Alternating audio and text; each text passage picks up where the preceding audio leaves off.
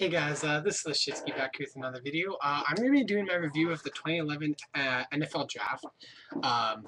My thoughts on some of the picks. I'm just going to do the first round, and not the entire draft, just the first round. And then in a later video, I might talk about who won and who got the best drafts overall.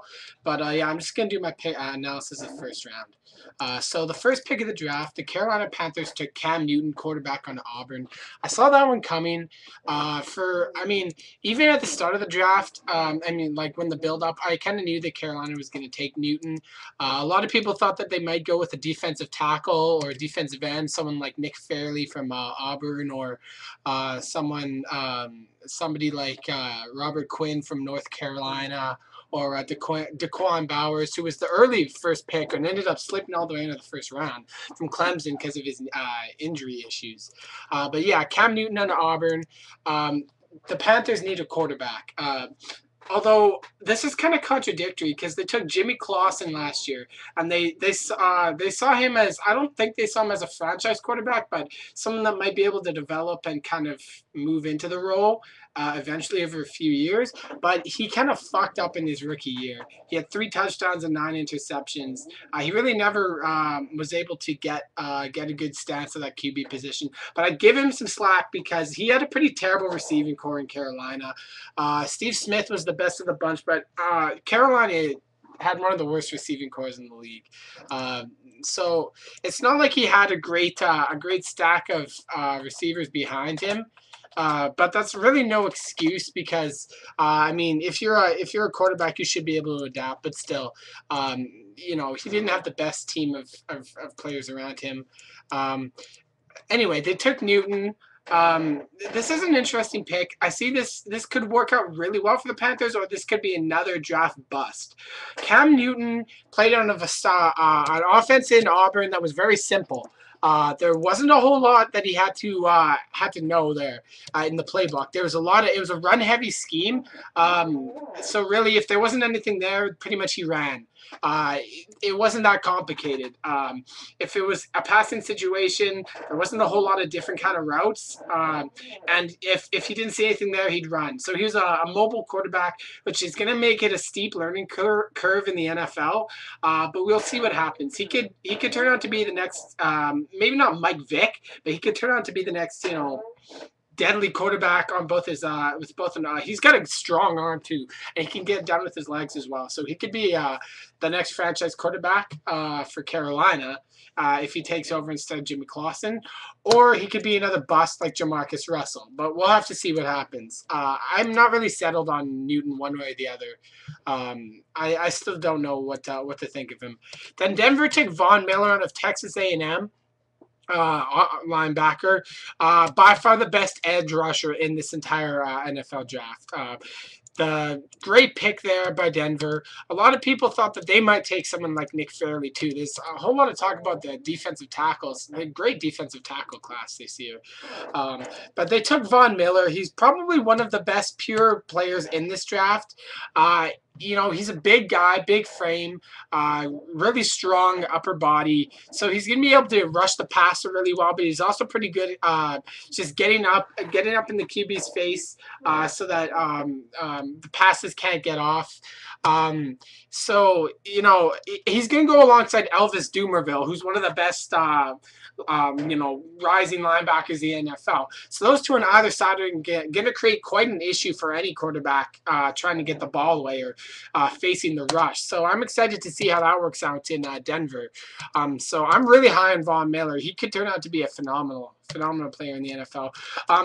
Really, it's hard to say with linebackers.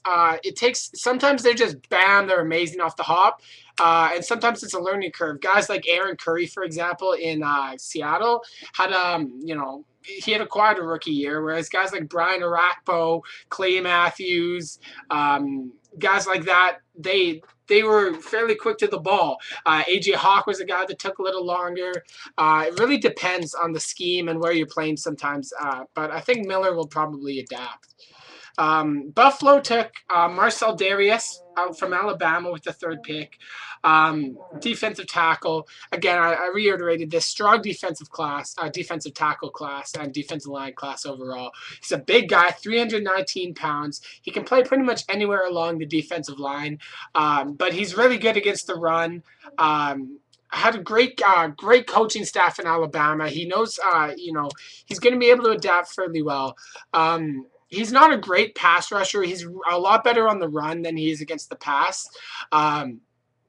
But he's very strong. He's 300 plus pounds, so he's gonna be a force in the middle. He's gonna plug up that hole very well for Buffalo, who needs they need some help against the run. They need help everywhere, but with a guy like Darius there, Buffalo could have taken a quarterback there, but I think they got a better product in Marcel Darius with that 3rd pick. Then Cincinnati took A.J. Green out of Georgia. Best overall receiver in this entire class by far.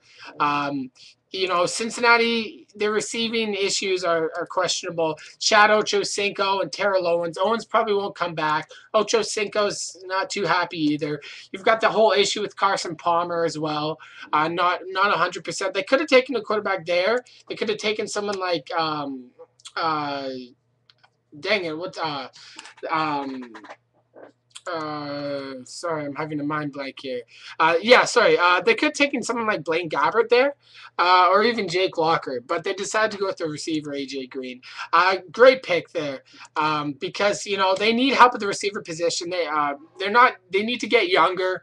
Owens is going to be gone. Ochocinco's tirade and his just the way his character is. It's getting old in Cincinnati. They need someone that can make plays immediately for them, and AJ Green is someone that can do that. So great pick out of Georgia. Arizona took Patrick Peterson, quarterback, LSU. Probably the best overall player in this entire draft. Arizona could have gone a lot of different ways. They could have gone quarterback for sure. They could have gone with pretty much anything. They need help in a lot of aspects. Quarterback is what comes up immediately. But if Peterson's there, you couldn't pass on him. He's a playmaker, obviously. He's great in the special teams as well. He can immediately come in as a punt returner, kick returner. And he's a physical cover corner. He can make that jump to safety as well. And he's got speed, obviously. Phenomenal pick for Arizona. Then Atlanta jumped up like 22 spots because I think they had the 27th pick, 26th or 27th pick. They jumped all the way up to 6th to grab their man Julio Jones from Alabama. Another great pick. Probably one of the best athletes that came out of this year's draft. He's not as, his hands aren't as great as AJ Green's. He's not as probably not as good in terms of overall talent, but he's able to stretch the field, and he's definitely a playmaker whenever he gets the ball. He's by far no slouch out there, and his combine stats were amazing. He did the combine on a broken foot and ran a sub 540, sub 4.540, which is amazing. On a fractured foot, which is ridiculous. And he's going to be a he'll be great alongside Roddy White, because the Atlanta Falcons, they needed better receiver depth. Roddy White, one of the best receivers in the NFL right now, but they needed somebody that would be able to work along with him, because they have so many threats. They got Michael Turner in the backfield. They got Matt Ryan, a phenomenal quarterback. They got a veteran in Tony Gonzalez at tight end. They have so many weapons on the offense. Adding Julio Jones, he's going to get a lot of single coverage in his first year. I'm calling it right now, Julio Jones, Rookie of the Year, because he's going to get a ton of single coverage with Roddy White. You got to double cover him. He's a game breaker. So Julio Jones is going to have a phenomenal chance to be a game breaker. San Francisco took Olin Smith out of Missouri. Great athlete at defensive end. He can play either way. He can play the 4-3. He can play the 3-4. Just plug him in there. San Francisco needs a pass rush. He's phenomenally quick. Just a great pick there for San Francisco. Tennessee took Jake Locker, quarterback out of Washington. A lot of people thought they'd take Gabbard there. That was a shock that Locker went before Gabbard. I'm not 100% sure on Locker. He really only had one good year, which was his junior year, was really his only solid year. He's a hit and miss. He may end up starting his first year. He probably will. But I don't know. I'm not 100% on him. I think he needs to develop a little bit. His consistency is not great. So I don't know. I'm not sold on Jake Locker to Tennessee there.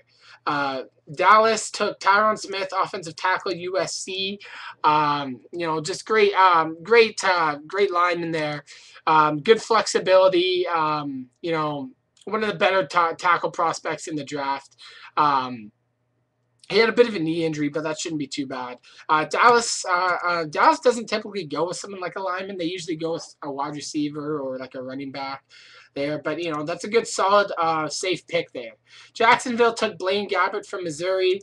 Gabbard's going to have a chip on his shoulder now. He's pissed that he's obviously pissed that he got taken after Jake Locker, which he obviously, at the start of the pre-draft, everyone had Gabbard going first overall, so he's got a chip on his shoulder.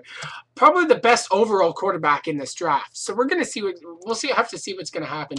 I have a feeling Gabbard's going to do a pretty good job. He might be a backup his first few years, but once he gets the system, he's going to do a great job in Jacksonville. He's going to be a great quarterback in future years. He'll fit the system pretty well there in Jacksonville, I think. And he's got, he has a good tight end in Mercedes Lewis and Jones Drew behind him. And I'll be back with part 2 after this.